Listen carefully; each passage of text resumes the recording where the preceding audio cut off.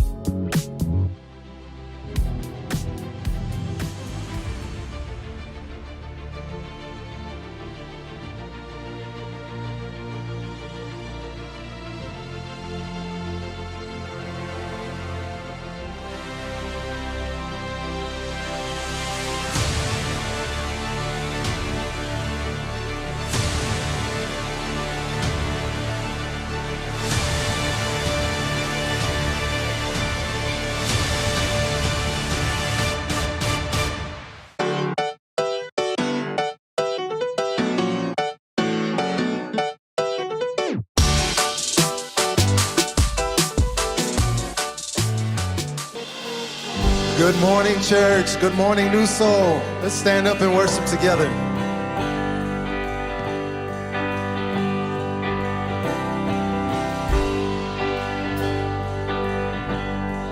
But it couldn't fill me.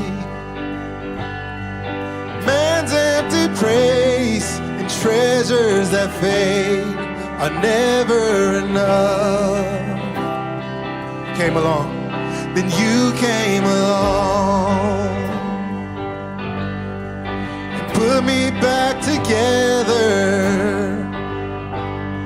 and every desire is now satisfied right here in your love.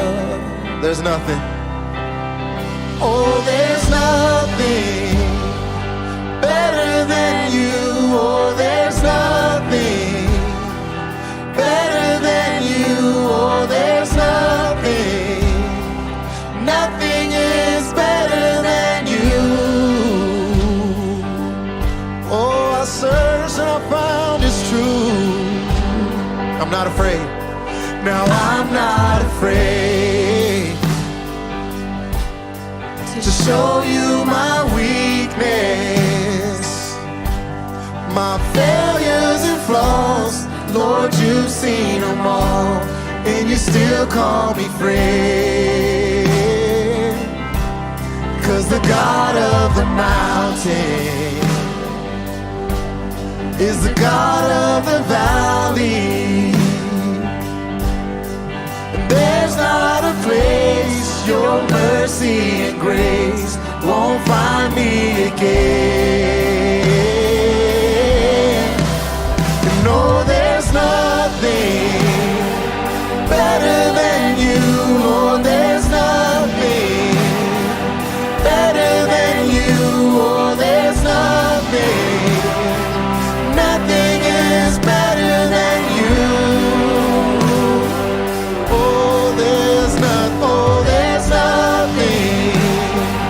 better than you, oh, there's nothing better than you, Lord, but nothing is better than you. Come on, stir it up. Yeah, yeah, yeah. Morning to dancing. You turn mourning to dancing. You give beauty for ashes. You turn shame into glory. And you're the only one. You turn mourning to dancing. You give beauty for ashes. You turn shame into glory. You're the only one who can. The gardens. You turn graves into gardens. It's what you do. You turn bones into armies. You turn seas into highways. You're the only one who can. You're the only one who can. You're the only one who can. Oh, there's nothing better than you, Lord. There's nothing. Nothing is better than you. Oh, there's nothing better than you. Oh, there's nothing better than you. Oh, there's nothing. Nothing is better than you. Graves in the gardens. You turn graves into gardens. That's what you do. You turn bones into armies. Every time you turn seas into highways. You're the only one who can. And you turn graves into gardens. You turn bones into armies. You turn seas into highways. You're the only one who can. You're the only one. You're the only one who can. You're the only one. You're the only one who can. Yeah.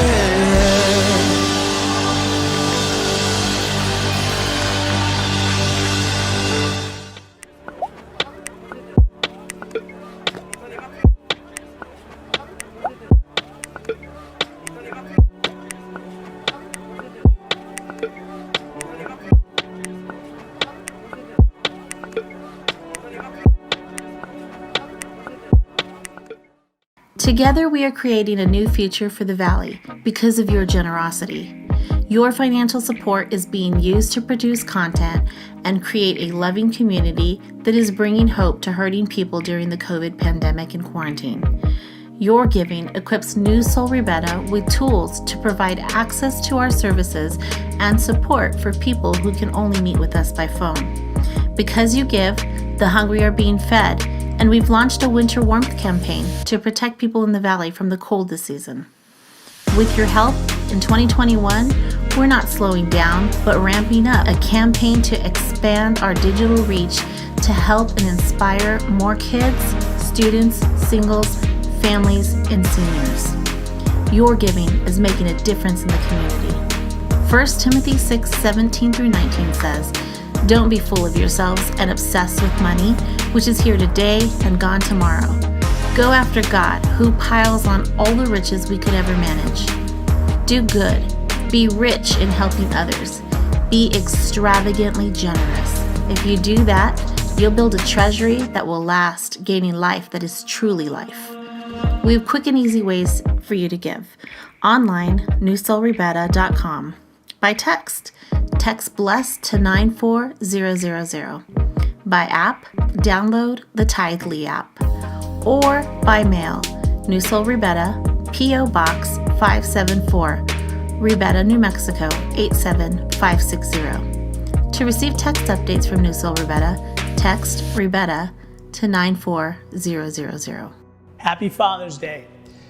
I want to wish all of you, if you're a dad, just want to wish you a happy Father's Day. I know there's so many of you that you're leading your families and you're serving them and you sacrifice so much for them. And I just want to honor you today, dads. Happy Father's Day. Did you have a curfew growing up? Speaking of dads, right? Did you have a curfew growing up? Did you give your kids a curfew? A specific time they needed to be home when they were out.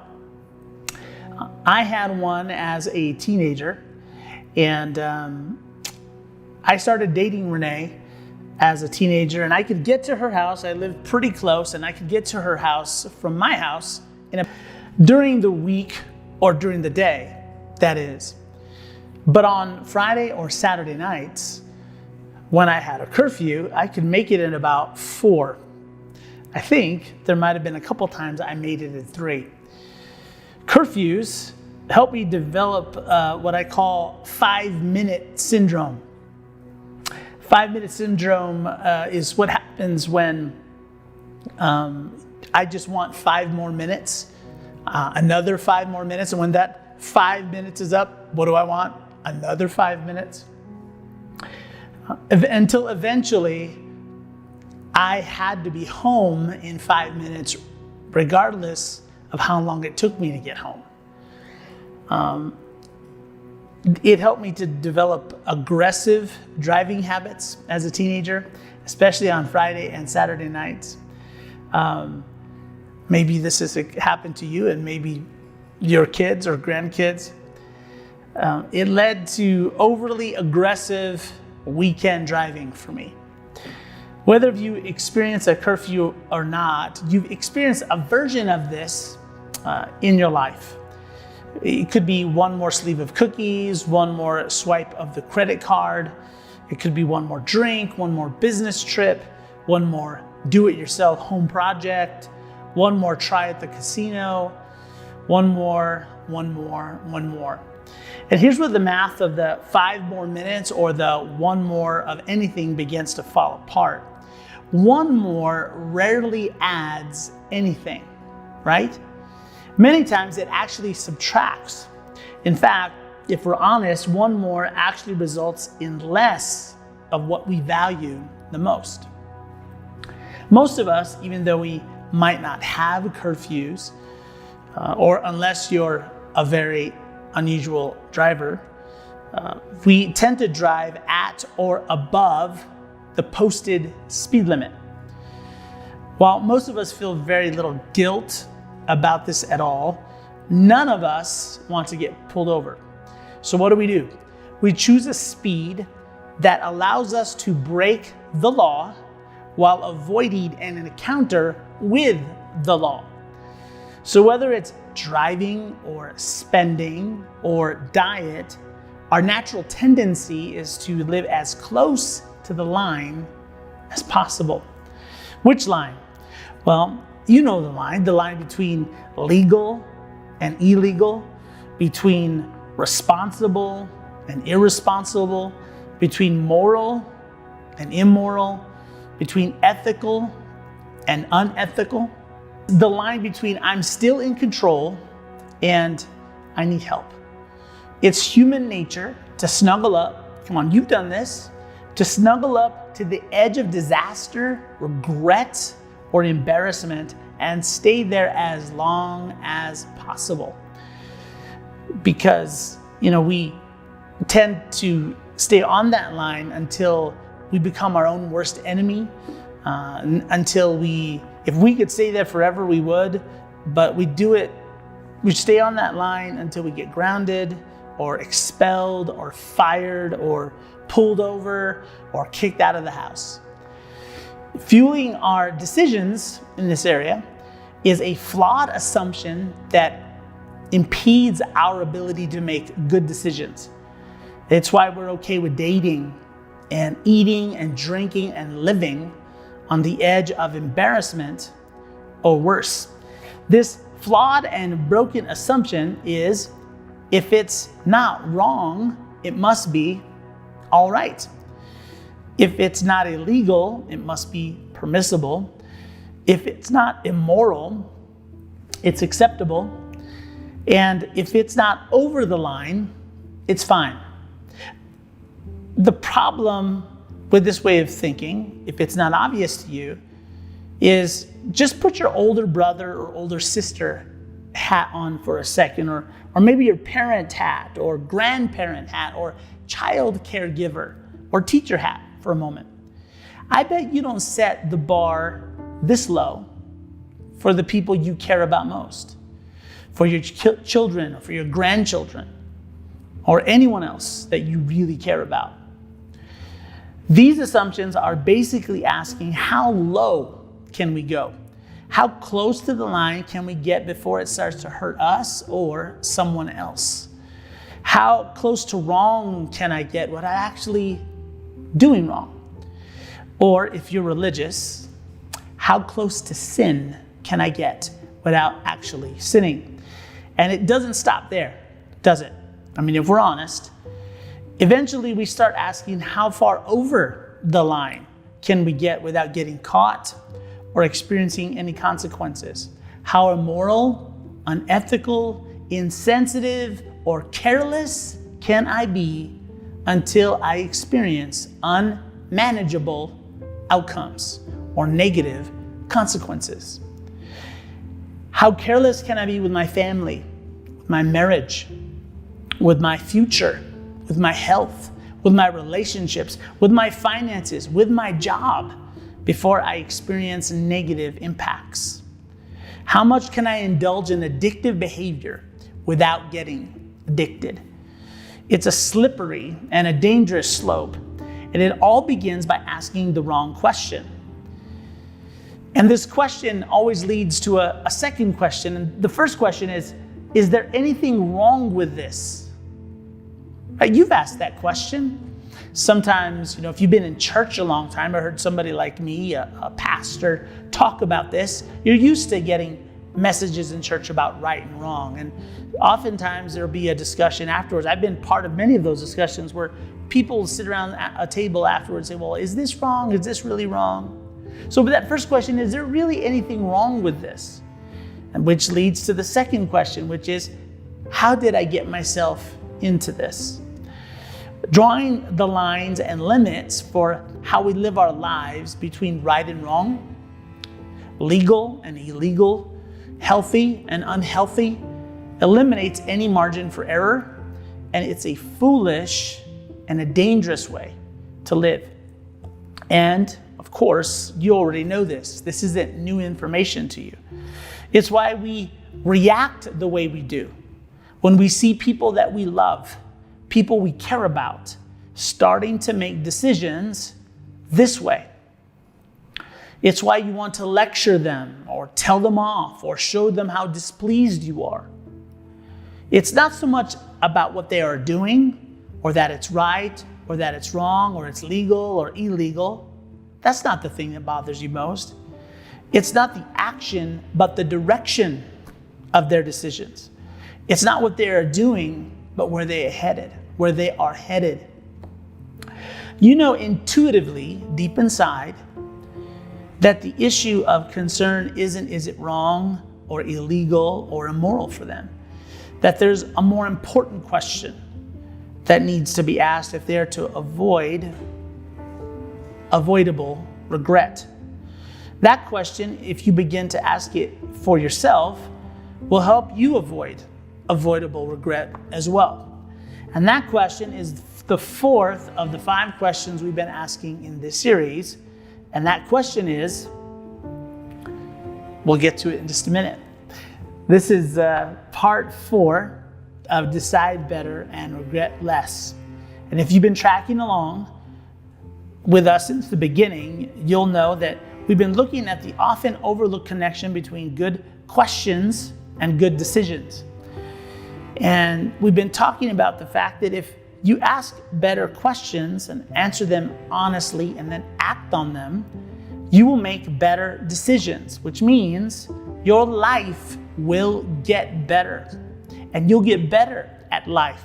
And the people who depend on you, who look to you, their lives will get better as well. And you'll have fewer regrets because, like we said before, we're not the only ones impacted by our regrets. Question number 1, we've asked the first week, which is the integrity question. Am I being honest with myself? Really? I hope you've been incorporating this into your life. We really basically talked about the easiest person for us to deceive and trick and get to believe our own excuses is the person we see in the mirror every morning. That person. So have you been asking that person to answer honestly and to be honest with yourself? And it's very important because you can never get to where you want to go in your life until you're honest with yourself about where you actually are right now. Question 2 is the legacy question. This is, what story do you want to tell with your life? When your life is over, what story do you want to be told of your life? And every decision you make in your life is writing a story. When this chapter of your life, this season, this moment where you're sitting and watching and listening to this, when this part of your life is over, what story will you tell about this part of your life? Will it be a good story or a bad story? Will you be the hero or will you be the villain? And you have the ability to write that story. Question 3 is the conscience question. And we talked about this last week. This is there any tension that deserves my attention? We talked about how even when we are sober, we sometimes ignore common sense like a drunk person would. And that we sometimes intentionally pretend that there are no signals, there's no tension about the decisions we're about to make. And that whenever we feel a tension in our conscience, even though everybody around us is saying, go for it, it's a good idea, everyone around us and the environment around us seems positive in this decision, and it seems okay, and it could even be moral, it could be permissible. But if you feel a tinge in your conscience saying, there's something about this that there's a tension there that I don't understand, that we need to pay attention to that tension. And when we're considering a decision, we always ask this question. Many times we don't know why there's a tension surrounding an option that we're considering. And this question forces us to investigate and explore this tension. In the very first week of this series, we talked about this saying, and I asked you to memorize it. I challenged you to memorize it, which is the prudent see danger and take refuge. But the simple keep going and pay the penalty. The wise realize there is a connection between their decisions and the consequences and outcomes they are experiencing. That as you are sitting and watching and sitting and listening right now, if you are experiencing really good things in your life or really painful things in your life, this scripture is saying that the prudent realize there is a connection between the decisions you are making and what you are experiencing right now. But the simple, they don't see a connection. They don't realize that they are the engineers of their own misery and their own pain. And they keep going and pay the penalty. They don't acknowledge the reality of what's going on. But the truth is, nobody plans to blow up their own lives, do we? Not any of us do. But most of us don't plan not to, do we? So this saying helps us remember to pay attention to what's going on around us. These questions will slow you down and help you get perspective to see the danger and can make sure that it doesn't impact your life. That's what this series is all about. So today, the question I hope you will begin to incorporate into your life when you're making decisions is question 4, the maturity question. What is the wise thing to do? As we've already discussed, asking if an option is good or bad, sinful or not, right or wrong, legal or illegal, ethical or unethical, may not be the best question. You already asked those. And if you're honest, how much has it really helped you in your decision making? The maturity question is a better question, asking, well, what is the wise thing to do in my situation? In this circumstance, what is the wise thing? It's a better question because it's a question that mature people ask. It's actually a test of maturity. If you are willing to ask this question, it shows that you're mature. If you're willing to act on the answer to this, it reveals maturity and grows your maturity. The prudent ask this. The wise ask this. It's also a question that immature and simple people and unwise people, they never think to ask this question. When making a decision of any size, ask yourself this question: what is the wise thing to do? Wise and mature people know that an option can be both permissible and unwise. That just because an option isn't wrong doesn't mean it's wise or the best choice for you right now. Isn't it true that your greatest regret, that moment that was the tipping point for you, the action, the act, the moment and the experience in your life that has become the greatest regret, was preceded by a series of unwise decisions? It didn't just happen suddenly, but there was a gateway. There was a series of actions that preceded it that were very unwise. Maybe those actions weren't wrong. They weren't illegal. They probably weren't immoral or unethical. But as you look back, you realize they were terribly unwise. And now you look back and you see how those unwise decisions paved the way for your biggest regret. They were the gateway to the decisions that made you, that caused you the greatest pain in your life and for those around you. So our question today that we're asking, and the question I hope becomes a permanent part of your decision-making grid, is, what is the wise thing for me to do in this situation? It has its origins in a letter from the Apostle Paul written to a community of Jesus followers in Ephesus 2,000 years ago. He writes, "Be very careful then how you live, not as unwise, but as wise, making the most of every opportunity because the days are evil." There's our words, wise and unwise. If you're a Jesus follower and you're trying to understand how God wants you to live, this should be really helpful to you. This is beyond good and bad, right and wrong, beyond being a good boy or a nice girl. This is really about living either wisely or unwise. These words in the Greek actually mean to redeem the time. The words there, the making the most of every opportunity. Redeem the time. It means to buy back the time. It's where we get our English word opportunity.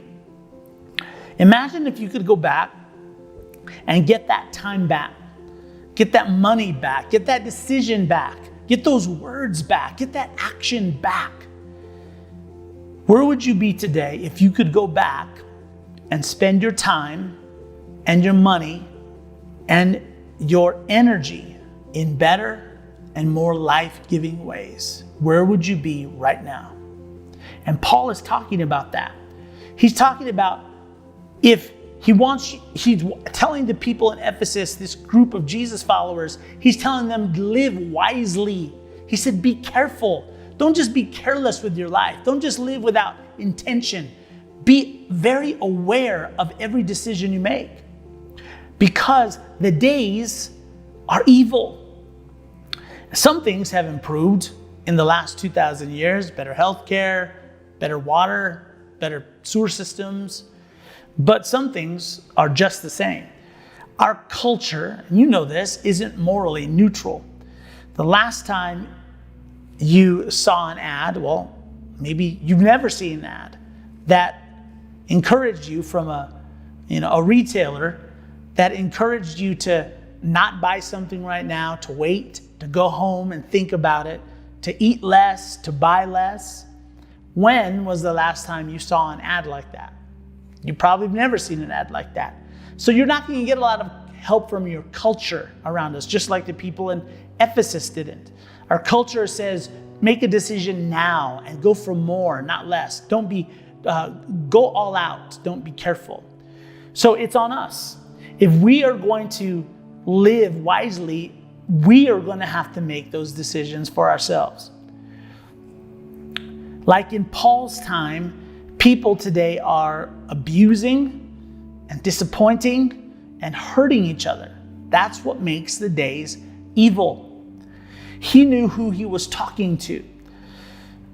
In Paul's day, when he's writing to this community of Jesus followers in Ephesus 2,000 years ago, he was basically telling them, I know you have regrets from your past. I know you wish you could do some things and say some things over again. In your relationships, to have some do-overs, in your business, in your romantic relationship, in your friendships, in your marriage, with your kids, with your parents, at work or at school. But you have found forgiveness through the death and resurrection of Jesus. But the damage has already been done. But if you live wisely, from this moment on, you can begin to find restoration and redemption. You can get back some of the time that you have lost and wasted. Surrendering to God and putting your faith in Jesus is not superstition. It's not like I wear a cross, or I get sprinkled some water on myself, or I say the magic words, or I give a blessing, and then all the actions that I take and the decisions that I make are kind of magically washed so that I don't experience any negative consequences. That's called superstition. And that's not what following Jesus is all about. It's not a good luck charm. Praying a prayer and giving your life to Jesus makes you right with God, but it doesn't make everything all right again. It doesn't erase the damage that has been done to your relationships, to your family, to your health, to your career, to your finances. It's not magic. So Paul is teaching, he's telling the people at Ephesus, you want to undo some of that damage? You want some time back? Begin to live wisely from this point on. I want to encourage you to ask this question from 3 perspectives: your past, your present, and your future. In the light of my past experience, my current circumstances, and my future hopes and dreams, what is the wise thing for me to do? What would happen to your life if every decision and every opportunity that comes your way, that you are facing right now, was filtered through this question? Think about your relationships, your health, your finances, your career.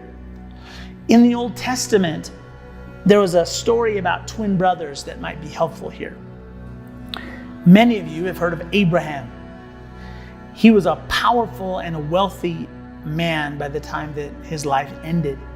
He passed on his wealth, as they did in that time, and his influence to his son Isaac. And Isaac took that inheritance and increased it during his lifetime.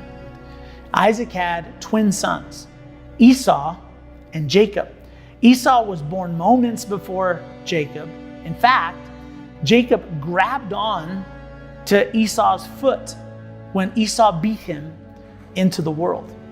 Maybe it's because Jacob wanted to be born first. And the reason he wanted to be born first is that the firstborn were given the rights to a majority of their father's and their family's wealth and property and influence. When his father passed away, that belonged to Esau, and there was nothing Jacob could do about that. But one day, when they were teenagers, Esau was out hunting. Esau was the outdoorsman. If this story was happening in our time, Esau would have had his camo gear and his whole collection of guns and bows and arrows. He would have had fishing rods and reels, and his wall would have the mounted heads of all his trophies. He did not catch anything on this particular day, however, and he came back home hungry. Not hungry like I could go for a green chili double cheeseburger right now, but like really hungry. And Jacob was at home. And you know what he was doing? He was cooking. He was cooking red chili. Now, the text says red stew, but we're in New Mexico. And if you say anything with red stew, it's red chili. So it's red chili for our purposes. It's like it would be the red chili like your grandma used to make, or the way your mom made it, full of flavor, the way the aroma filled up the house and could be smelled outside. And here comes Esau, back from his hunt, frustrated and hungry. And he said to Jacob, "Quick, let me have some of that red stew. I'm famished." He smelled that red chili. It was his favorite. It was fresh and it was hot. It was ready to serve. Maybe there's some tortillas. He was wanting to scoop it up. Perfect. Esau couldn't take it anymore. The voice of his need and his appetite and his hunger pain was so loud that every other voice was drowned out. Jacob saw an opportunity here. Jacob replied, "First, sell me your birthright." Pretty clever for a teenager. Esau was thinking about right now. Jacob was thinking about the future. Jacob offered to trade. He had his eyes set on bigger things than a bowl of red chili that he had cooked. "Look," Esau said, "I am about to die. What good is the birthright to me?" Esau could only feel his hunger pain. He was focused on having his immediate pain relieved, his immediate appetite satisfied. Esau saw that 1,000,000 bowls of red chili and 100 chefs to make them in the future, which is what would come along with having his family's wealth and fortune, wasn't as valuable as having one bowl of red chili right now. Esau had no self-control. So Jacob, who valued the birthright, the inheritance, and saw its incredible worth, he took advantage of how unwise Esau was. And Esau gave his future away for a bowl of red chili. Scripture tells us that afterward, when he wanted to inherit his blessing, he was rejected. Even though he sought the blessing with tears, he could not change what he had done. Esau regretted his decision. One day he woke up and realized what he had done, but it was too late.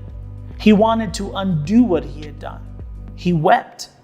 He valued it, but he could not undo what he had done. What if he had paused for a moment and thought and asked the question that we're talking about asking today? What is the wise thing to do in this situation? Maybe he did and did it anyway. We don't know for sure. But what we do know for sure, what you know for certain, and what I know for certain is our excuses that we sell ourselves on to make unwise decisions always escort us to the threshold of regret. Every single time. We say, well, but I'm not hurting anyone, or I can handle it, or there's no law against it, it's not illegal, or God will forgive me. We've been talking about how the easiest person for you to deceive and the easiest person for me to deceive is the person we see in the mirror, and how we buy our own excuses all the time. And these excuses, and the reason we buy them, is that these ones are mostly true. You're not doing anything wrong yet. You can handle it right now. And yes, God will forgive you. But so what? That's not even the point. Eventually, when we make unwise decisions, we end up with regret every single time. You know this. You've heard the saying that those who cannot learn from history are doomed to repeat it. You have a history. I have a history. If the only things that have changed in your life since your last big regret is that you go to church, whether it's online or in person, maybe you read the Bible, you sing some songs, you hear a sermon, you pray, then there's a really good chance that you will repeat the same mistakes again. And that your future will just be exactly like your past. Do you know what breaks my heart? Seeing parents parent their children in a way that's going to drive a wall between them and their children and their grandchildren in the future. To see teenagers make decisions that are going to have negative consequences that will trail around with them for the next 10 or 20 years. Seeing married people make decisions that are going to lead to pain, broken hearts, and loneliness. Seeing single people make decisions that keep them from finding real love and companionship. Seeing creative and capable people ruin their careers and their finances by their own decisions. So this question, in light of my future hopes and dreams, what is the wise thing for me to do, is an important question. Because 5 or 10 years from now, you're going to end up somewhere. Don't you want to end up in a place that you want to be? When you picture where you want to be in 5 years, in 10 years, in 20 years, do you want to be alone? Nobody does. Do you want to be broke and in debt? Do you want to be sick and in pain? Now, some of these, granted, are out of our control. But if it were in your control, all in your control, is that where you would want to be? If not, then where do you want to be? Physically, relationally, financially. So this decision is this option that you are considering right now. The decisions that you are facing right now, the options that you're considering in your life right now. Is it going to help you to get to where you want to be 5 years from now, 10 years from now, 20 years from now? Or will it hurt you? This is the maturity question. In light of your past experience, your current circumstances, and your future hopes and dreams, what is the wise thing for you to do right now? It's not about right and wrong. ethical or unethical, good and bad. It's bigger than that. It's better than that. It's what is the wise thing for you to do right now in all the options that you are considering. For some of you, you spend your time and energy trying to pass on these lessons to the next generation so that when they grow up, they will have habits that are full of wisdom so that they will decide better and, regret less.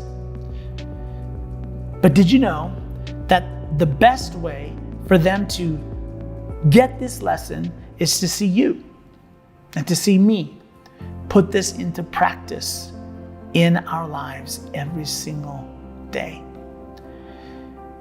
If you can get it right, so can they.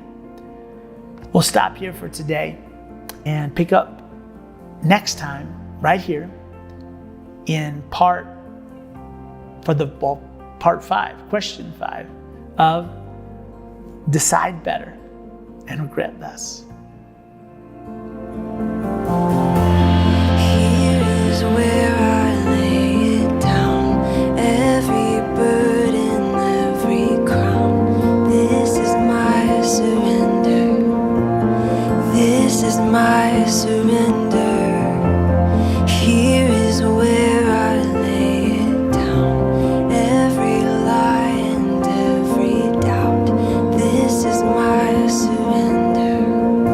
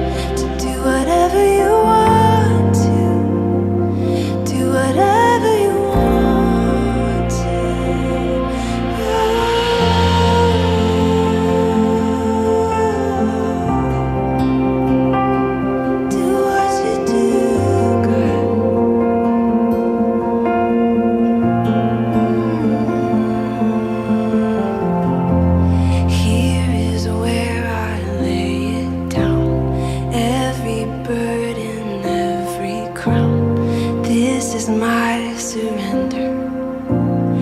This is my surrender. And here is where I lay it down. You are all I'm chasing now. This is my surrender.